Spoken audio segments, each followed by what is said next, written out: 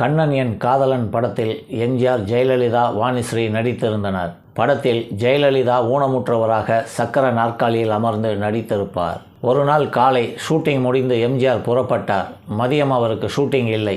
Car ஏற போகும் சமயம் இயக்குநரிடம் மதியம் என்ன காட்சி எடுக்க போறீங்க என கேட்டார்.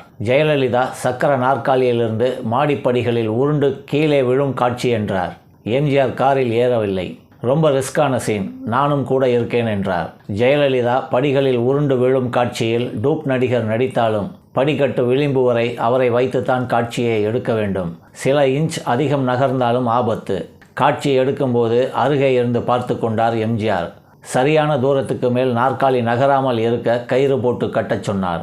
நாற்காலியில் அவரே அமர்ந்து 1க்கு 2 முறை இழுக்கச் சொல்லி ரிஹர்சல் பார்த்தார். பின்னர் தான் ஜெயலலிதா நடித்த காட்சி படமாக்கப்பட்டது. உடன் நடிப்பவர்களின் நலனில் எப்பொழுதும் அக்கறை கொண்டவர் எம்ஜிஆர்.